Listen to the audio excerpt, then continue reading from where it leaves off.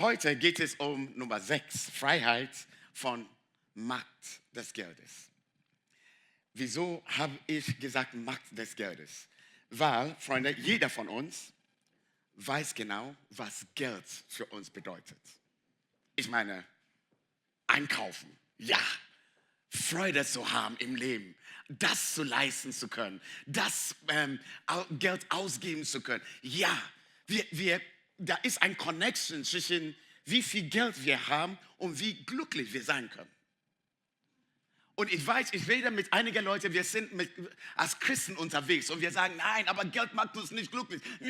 Aber mal ehrlich, ja. So, wir wissen genau, wenn wir mehr hätten, dann werden wir vielleicht noch mehr leisten können und noch mehr erreichen können und vielleicht noch glücklicher sein können. Manchmal, wir reden nicht so viel davon, weil wir wollen gerne so wie Christen benehmen und deswegen wir nur träumen davon. Ja. Wir träumen davon. Wir sehen solche Bilder im Instagram, Urlaubsorten und man denkt, oh, ich hätte so gehofft, dass ich auch. Come on, fühlt er mich, ja? So, ich scroll schnell weiter. Weil manchmal, ich gucke es aus den Landschaften an und ich denke, ich träume schon, da zu sein. Und dann gucke ich die Preise an und sage, nein, Gott verbinde. Und deswegen, das Thema wird uns immer beschäftigen. Geld hat eine gewisse Macht.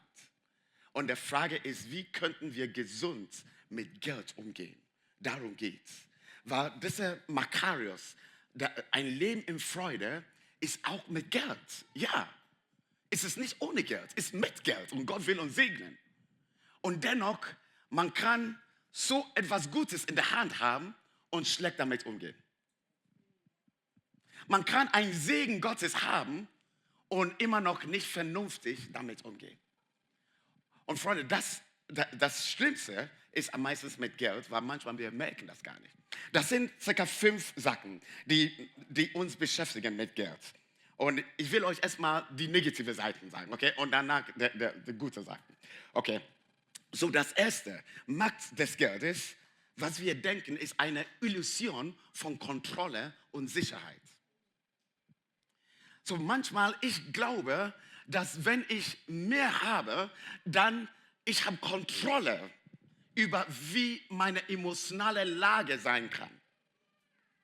Ich meine, wenn ich weiß, da ist genug Geld in der Bank, dann habe ich weniger Sorgen. Wenn ich denke, da ist genug Reserve, dann habe ich keine Angst, wenn ich eine Rechnung bekomme. Das heißt, da ist ein Connection zwischen Kontrolle über alles, was ich habe und Geld. Und für Leute, die manchmal in so einem Haushalt aufgewachsen sind, wo man sagt, sparsam, manchmal das ist unsere Prägung. Desto mehr, dass ich sparen kann, desto glücklicher werde ich, weil es gibt ein Gefühl von Kontrolle und Sicherheit. Paulus hat zu einem geistlichen Sohn gesprochen.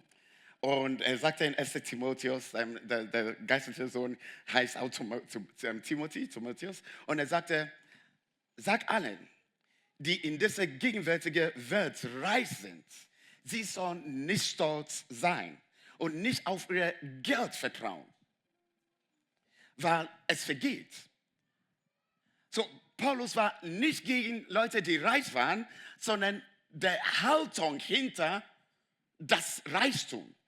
Und er sagte, die Haltung dahinter kann ein Vertrauen in das Geld sein. Desto mehr Kontrolle habe ich.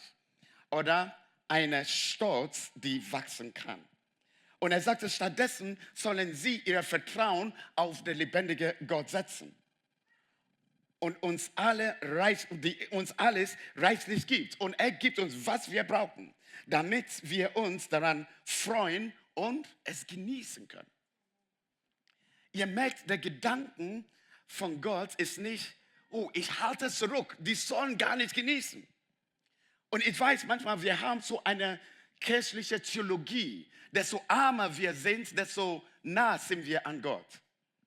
Desto mehr Leiden, die wir haben in Christus, desto mehr verdienen wir seine Gunst. Und das hat nichts damit zu tun, Freunde. Da ist eine Zeit des Leidens, da ist eine Zeit, wo wir Battles haben und wir müssen manchmal ringen. Aber das hat nichts mit einer verdienten Gunst zu tun. Gott gibt uns seine Gunst und er segnet uns, weil er das will. Und er tut das, dass wir das genießen können. Und deswegen, Geld kann dir ein falsches Gefühl von Kontrolle über dein Leben geben. Das Zweite ist Einfluss auf Werte und Entscheidungen. Freunde, wir leben in einer westlichen Welt, okay? Und einige Entscheidungen werden getroffen, nicht weil die Menschen einen Wert haben, sondern Geld. Woher kommt die ganze Sklaverei? Woher kam das, dass Menschen einfach missbraucht werden? Woher kommt das, dass Kinder sind versklavt irgendwo in ein Loch? Es ist Entscheidungen, die Menschen treffen. Und die treffen diese Entscheidungen, wieso? More money. Und da merken wir, wie Macht des Geldes so Leute hungrig macht, dass ihre Werte sind nicht mehr wichtig. Sie sagen einfach, hey, Hauptsache, ich verdiene Geld.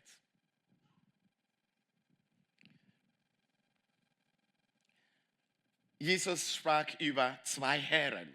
Und er sagte, man kann nicht zwei Herren dienen. Entweder du dienst einer und du kannst der andere nicht dienen, aber du kannst keinen zwei Herren dienen. Es ist wie das Mammon, das ist das Wort, das Neue Testament nutzt für Geld. Es ist wie eine Götzen, die mit Gott ringt an unser Herz. Weil dieser Mammon, dieses Geld, gibt uns das Gefühl, andere Werte zu haben und andere Entscheidungen zu treffen. Und Gott sagt, hey, aber du willst Menschen lieben, du willst Menschen dienen, ja, aber ich will auch meine Kohle aus sie rausziehen. Merkt ihr das Dilemma? Und Jesus sagte, nee, wir können das nicht. Freunde, wir sollen einfach lernen, die Balance zu haben, wo wir Jesus und Gott im Mittelpunkt stellen. Und hier, der Macht des Gelds kann deine Entscheidung stärker beeinflussen als deine Überzeugung. Man ist überzeugt, dass Zeit mit Gott ist gut. Man ist überzeugt, dass Zeit mit Freunden, mit Jesus Nachfolger ist gut. Man ist überzeugt. Aber die Entscheidung könnte eine andere Entscheidung sein, die von Geld getrieben ist. Und deswegen, ich verbringe weniger Zeit mit dir, weil ich muss mehr Kohle verdienen. Ich verbringe weniger Zeit mit dir. Wieso? Ich rechne das. 1 Stunde mit dir, 1 Stunde da zu arbeiten. Hey, ich verdiene ein bisschen mehr. Und der Tendenz wird immer da sein. Und ich sage nicht, dass das falsch ist, aber man muss erst mal gucken, wo ist dein Wert? Und wo kannst du dein Wert gesund leben? Sonst der Gesellschaft wird uns treiben, das zu leben, was erfordert wird. Und die kennen unser Herz. Deswegen haben wir sehr gute Marketing. Ja? So, wenn du scrollst, du siehst genau, was du in Amazon kaufen musst. So, Amazon sagt dir genau, was du kaufen sollst. Ja, alles ist gespeichert. Und du gehst auf eine andere Seite und dann plötzlich ist ein Plop-up von was du noch damals kaufen wolltest. Okay, und der Gier wird hervorgerufen. Hey, das ist wichtig, das ist wichtig. Und plötzlich ist es so wichtig, dass du keine Zeit mehr hast für andere Sachen, weil wir Geld verdienen müssen, um das zu leisten. Und dann werden unsere Entscheidungen nicht mehr unserer Überzeugung in einer Linie gehen, sondern Geld bewegt vieles. Nummer 3. Verführung von falschen Träumen. Oh, da bin ich selbst erwischt immer wieder. Weil der Welt malt einen Traum. Was ist ideal? Was ist der beste Urlaub? Hey, was sind die coolsten Klamotten? Hey, was ist wirklich in? Und das wird immer gemalt vor deinen Augen, egal wo du guckst. Egal was in Sozialen, das wird gemalt vor unseren Augen. Und plötzlich dieser Appetit. Wie wäre es? So, ich sehe mich schon in diesen Klamotten. Ja, ich sehe mich schon. So, I feel it schon. Ja? Und Und dann wird dieser Traum so ein größerer Traum als unsere Realität. Freunde, deswegen gehen wir im Schulden. Weil wir geben mehr Geld aus, für was wir nicht leisten können. Es ist nicht, dass wir denken, wir haben das Geld, um das zu leisten, sondern irgendwas sagt, du brauchst es, um Makarios zu sein. Du brauchst das, um dieses glückliches Leben zu gewinnen. Und irgendwann denkst du, dass du das brauchst, sonst bist du nicht glücklich. Und dann versuchst du, dieses Geld auszugeben. Und jetzt kommt sogar Klarna. Und die sagen 30 Tage free. Du zahlst im Raten. Halleluja. Wieso sage ich das? Ich war selbst da. Ich weiß, wie das geht, Leute. Und wir versuchen Wege, das zu leisten, was wir nicht leisten können. Und wir denken nicht an das Schulden, weil wir denken, wir brauchen das. Alle haben das.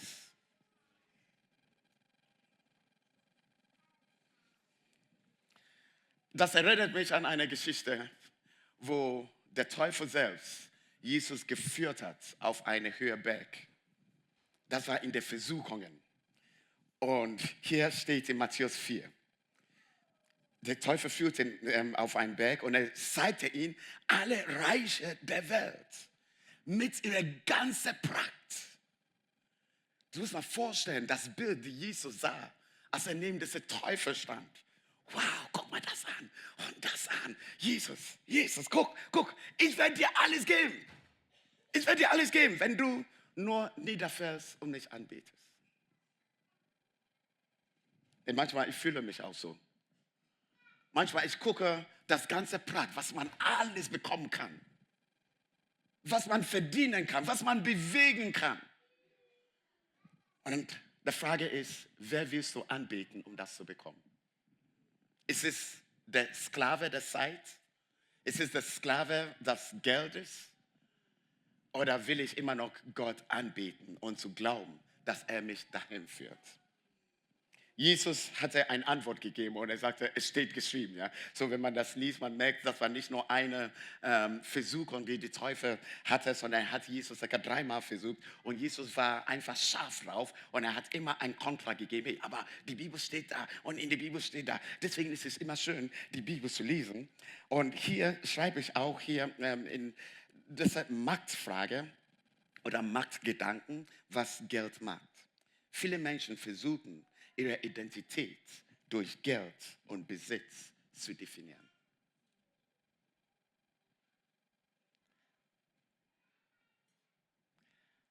Ich meine, ich weiß, wenn ich ein schönes Auto fahre, ihr werdet alle anders denken über einen Pastor mit einem Porsche.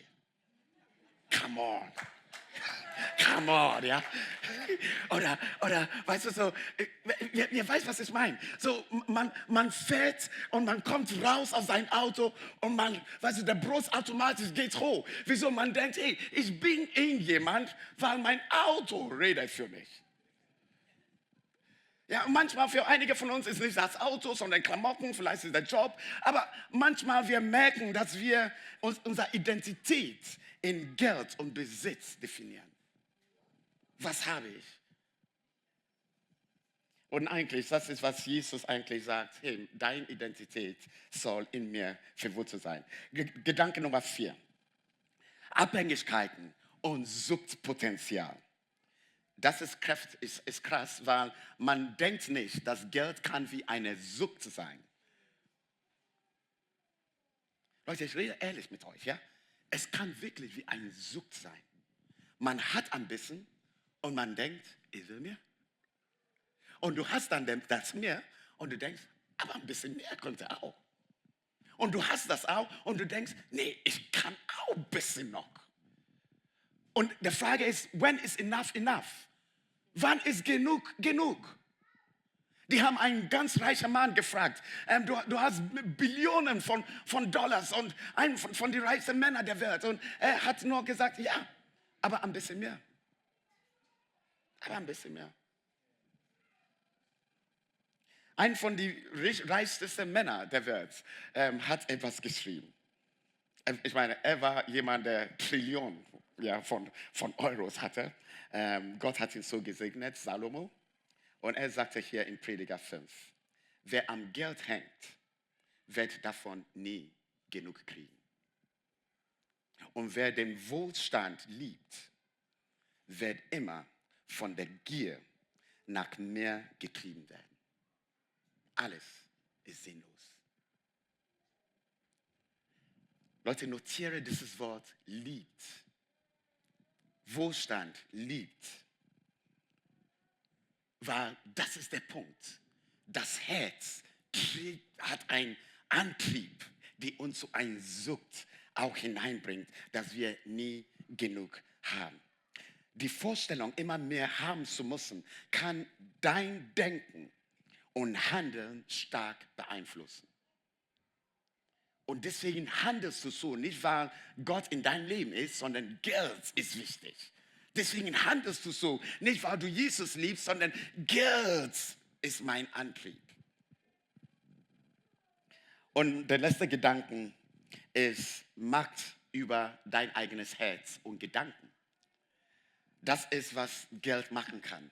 Geld kann so viel Macht über dein Herz haben, dass du blind bist für alles andere, was richtig ist. Geld ist dann dein Antrieb. Ja, und Matthäus 6, 21. Denn wo dein Reichtum ist, da ist auch dein Herz. Wo dein Reichtum ist, da ist auch dein Herz. Wir denken an Reichtum. Was ist dein Reichtum? Da ist auch dein Herz. Ja, Freunde, wenn ihr das so liest, dann ihr denkt, wow, das ist krass. Ja? Der Markt, ja, letzter Gedanke hier, dein Umgang mit Geld offenbart, was dir im Herzen wirklich wichtig ist. Dein Umgang mit Geld. So, Geld ist wieder noch gut oder böse.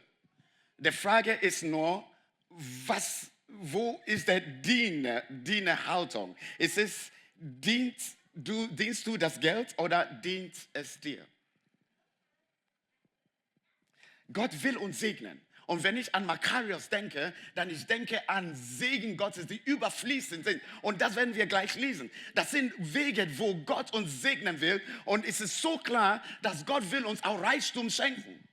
Und ich weiß, einige Christen sagen, ja, ist nur geistlicher Reichtum. Nein, er will dich auch finanziell segnen. Er will dich mit Arbeit segnen.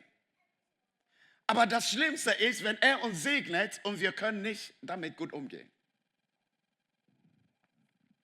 So, wie soll Geld dir dienen? Das Erste, seid ihr dabei? Der erste Gedanke ist Zufriedenheit.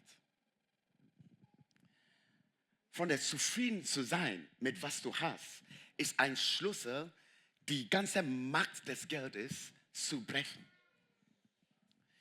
Weißt du, wenn ich nicht zufrieden bin, weil ich das habe, dann ich werde immer neidisch sein, von was Uwe hat. Und der Teufel wird mir immer zeigen, was du nicht hast. Come on, let's be true. Heute, wenn ich euch fragen werde, was wünschst du dir? Du hast bestimmt einen Wunsch, aber du hast das woanders gesehen. Hallo? Du hast das woanders gesehen. Und das heißt, irgendjemand hat dir gezeigt, dass dein Wunsch kann noch größer werden. Dein Sehnsucht kann noch größer werden. Und die Frage ist, jagst du diese Sehnsucht nach? Wenn du nicht zufrieden bist mit was du hast, dann die Tendenz ist, du wirst immer blind nach etwas jagen, die nicht für dich ist. Philipper 4, Paulus, er war jemand, der einige Gemeinden gegründet hat. Und er hat gemerkt, manchmal, er hat viel Geld gehabt, total versorgt. Und manchmal, er hatte gar nichts bekommen. Und er sagte hier, ich habe gelernt, in dem zufrieden zu sein, mit was ich habe. Ich mag das Wort, was er da reingepackt hat. Ich habe gelernt. Weil es ist nicht sofort da. Versteht ihr? Es ist nicht sofort da. Und heute bin ich nicht zufrieden. Und morgen ich stehe auf und sage, ich muss lernen, zufrieden zu sein. Ich muss lernen. Ich gucke in Social Media und denke, ich bin nicht zufrieden. Und ich stehe auf, nein. Ich muss lernen, zufrieden zu sein mit was ich habe. Der Takeaway ist, lerne mit dem zufrieden zu sein, was du hast, anstatt ständig nach mehr zu streben. Freunde, was ich nicht sage hier, ist, dass du unter deinem Wert dich verkaufst. Was ich sage hier ist nicht, hey, du arbeitest für 10 Euro und ist okay, Hauptsache ich bin zufrieden. Nein, nein, nein, verkaufe dich nicht unter deinem Wert. Das meine ich nicht. So, Gott hat dir einen Wert gegeben, ein Know-how gegeben, Intelligenz gegeben. Und es ist gut, dass Menschen das schätzen und dir das Geld geben, was dir zusteht. Aber in dein Herz selbst ist für dich wichtig, dass du keinen Antrieb entwickelst, die mehr nach Geld ist, weil du unzufrieden bist. Das Zweite ist ein gesunder Lebensstil und das ist über Großzügigkeit. Ein Lebensstil der Großzügigkeit ist nicht automatisch. Ich weiß, einige sind in Familie reingewachsen, wo der Familie immer großzügig waren und die haben viel gegeben und alles gut, so Leute gesegnet, super. Aber nicht jeder ist in so eine Einstellung und so eine Setting hineingeboren. Und Großzügigkeit ist ein Schlüssel, um zufrieden zu sein mit was du hast. Weil wenn du nicht zufrieden bist mit was du hast, du wirst nicht großzügig sein. Du wirst mehr haben wollen. In Lukas 6 und 38, das steht, gibt und ihr werdet bekommen. Und hier steht jetzt, was ihr verschenkt, wird anständig, ja großzügig bemessen mit beträchtlicher Zugabe zu euch zurückfließen. Er sagt, was ihr verschenkt, wird anständig, ja großzügig bemessen werden. So ist es wie, wir geben etwas und es wird uns zurückgegeben, viel, viel mehr, als was wir überhaupt gab. Und der letzte Satz, nach dem Maß, mit dem ihr gebt, werdet ihr zurückbekommen. Freunde, der Takeaway ist, lebe ein Lebensstil der Großzügigkeit. Großzügigkeit kann man nicht durch Reaktionen. Ich weiß, einige von uns sagen, ach, wenn jemand mir nach Geld fragt, dann bin ich großzügig. Oder wenn jemand was braucht, dann bin ich großzügig. Nein, nein, nein, dann bist du ein Geber. Großzügig ist geplant. Du planst ein großzügiges Lebensstil. So ein Lebensstil ist nicht basiert auf, was Leute tun und wir reagieren. Ein Lebensstil ist basiert auf, was du planst, wie du leben willst.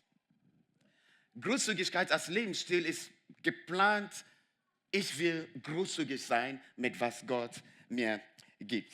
Drittens, verwalten von das Geld, die Gott uns gibt. Verantwortungsbewusstsein. Freunde, das habe ich ganz spät in meinem Leben lernen müssen. Als ich gemerkt habe, mein Konto war immer auf Minus. Ja? Da habe ich Gott gesagt, wieso, wo bist du? Ja, ich brauche mehr Segen, mehr Segen. Bis jemand sagte, hey, er hat dir so viel gegeben, aber du nimmst keine Verantwortung über was er dir gibt. Hast du ein Budget? Und ich dachte, was für ein Ding, ein Budget? Das macht Unternehmen und so, aber wieso in meinem Leben? Und Freunde, das war ein Turnover für mich, erstmal zu wissen, für was ich Geld ausgebe. Und wie viel ich überhaupt Geld für was und wie viel Geld ich ausgebe. Und dann habe ich gemerkt, wow, als ich alles aufgeschrieben habe und bis heute, ja, so Josie und ich machen das über 20 Jahre. Jedes Jahr, wir gucken nochmal ein Monatsbudget. Hey Josie, dein Friseurtermin, nein, 30 Euro ist too much. Wir brechen das runter auf 20 Euro. Nein, das darf ich gar nicht sagen. So, ich kann alles kurzer machen, aber nicht Friseurtermin, nein. Aber wir besprechen alles, also von Klamotten zu Friseur, zu Sportklamotten. So, wir packen alles in ein Budget. Ich habe das schon mal euch gezeigt, weil dadurch lernen wir, wo geht das Geld hin? Und ist es überhaupt notwendig, dieses Geld rauszugeben?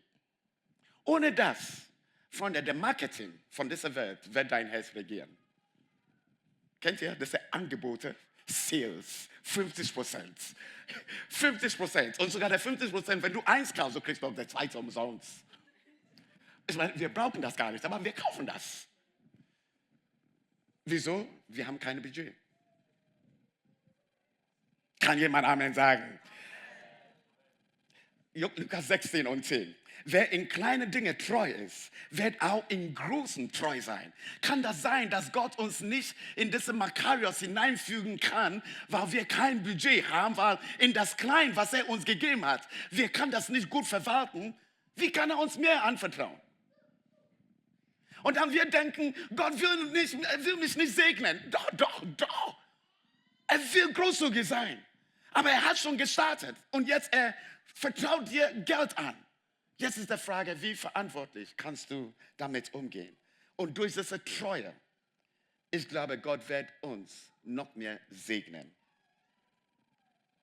Der Takeaway, lerne dein Geld bewusst zu verwalten, indem dass du einen Budgetplan erstellst, einen Budgetplan erstellst. Übrigens, wenn du gar nicht weißt, was ein Budgetplan ist und so, ich kann euch ein Beispiel in unser Broadcast schicken diese Woche. Wenn ihr einfach reinschreibt in unser Broadcast Budgetplan, ja, Budgetplan, ich schicke euch ein Beispiel, auch eine Excel-Tabelle oder sowas, wo ihr sofort das nutzen könnt.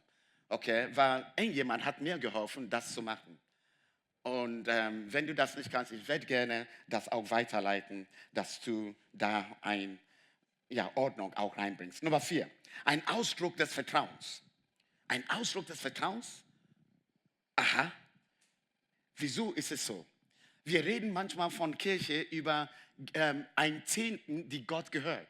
10%, die Gott gehört. Oh ja, 10%, ja. Das ist viel, ja. Das ist herausfordernd, ja. Sogar mit meinen 100% komme ich nicht klar. Mhm. Und ich muss 10% geben. Aha. Und ich spüre manchmal diese, ja, man weiß, es ist richtig. Gott sagte, ja, ich will dich segnen, aber was mir geholfen hat, war bildlich immer 10 Sachen zu sehen und 1 an Gott zu geben. Muss man vorstellen, wir haben 10 Orangen. Eigentlich hat er das gekauft, ich habe das vergessen. Wir haben 10 Orangen und 10%, 1 gehört Gott. Und Gott segnet das 90. Wir haben 10 Apfel, 1 gehört ihm. Er segnet die 90, dass das genug ist.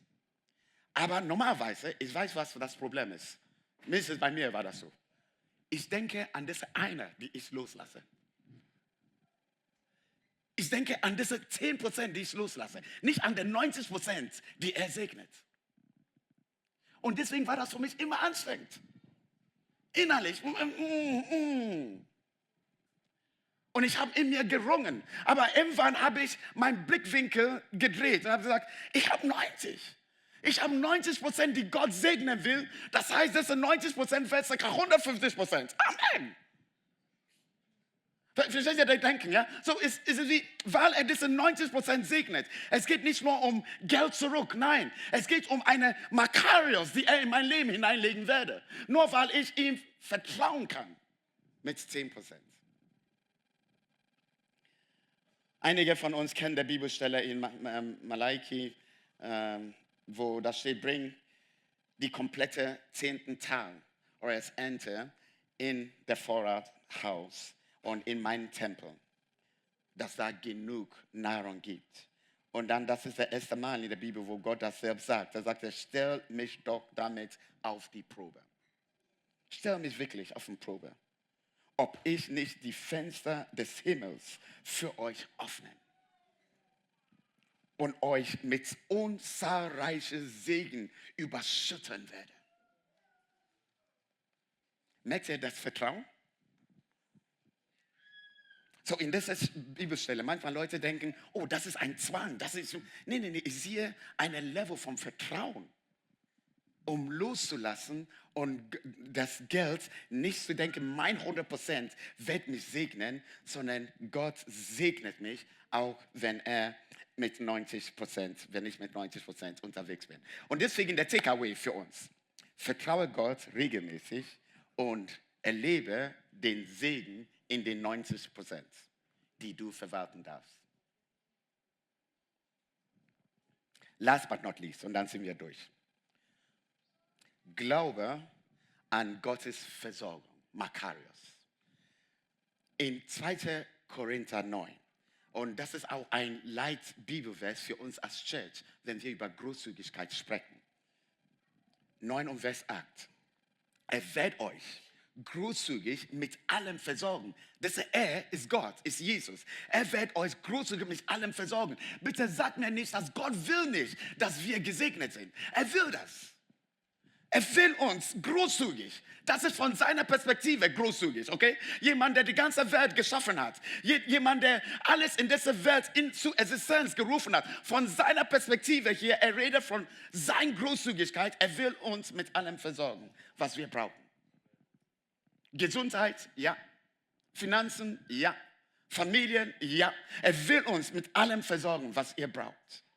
Ihr werdet haben, was ihr braucht. Und ihr werdet sogar noch etwas mehr haben, um andere Menschen segnen zu können.